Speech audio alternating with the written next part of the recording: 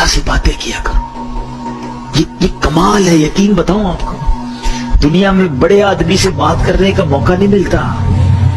Time پہلے لینا پڑتا ہے. اول تو ٹائم ہی نہیں ملتا. مل بھی جائے تو کسی سیکرٹری کے تھرو ٹائم ملتا ہے. وہ پہلے ہی بتا دیتا ہے صاحب بہت بیزی ہیں, 5 منٹ سے زیادہ بات نہیں کر سکتے. اتنا مشکل ہے دنیا میں بڑے لوگوں سے بات کرنا.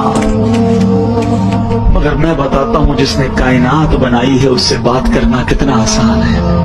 میرے اور رب کے بیچ میں کوئی سیکرٹری نہیں ہے. ہاتھ اٹھاؤ اور ڈائریکٹ بات کرنا شروع کرو. جتنی دیر کرنی ہے کرو نا بات. اور وہ خود فرماتا ہے ادعونی استجب لکم, مانگو میں تمہیں عطا کروں گا.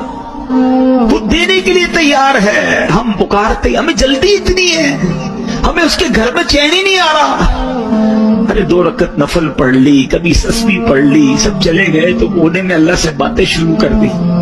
سوچو نا, اپنی ماں سے جب آپ تڑپ کر بات کرتے ہو تو ماں سینے لگا لیتی. جب اللہ سے عرض کرو گے کہ مولا پریشان, اے میرے مولا پھنس گیا ہوں, اللہ بہت گناہ ہو گئے ہیں, نہیں چھوٹ رہے گناہ, مالک کسی طریقے سے بچا لے, اے اللہ حرام روزی سے بچا لے. بولو نا جو دل میں اللہ سے, کون روک رہا ہے تمہیں؟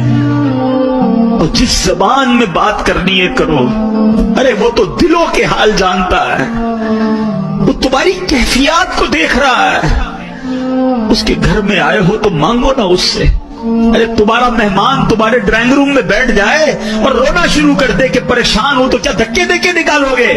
تم بولو کہ گھر کے اندر آ گیا ہے, مہمان ہے, کچھ تو کرنا پڑے گا.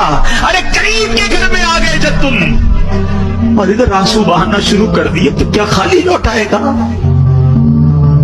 تمہیں اندازہ ہی نہیں کہ اس کے گھر میں آ کر دل سے مانگنے پر وہ کیا کیا عطا فرمائے گا. آنا جانا رکھو, تھام لو مسجد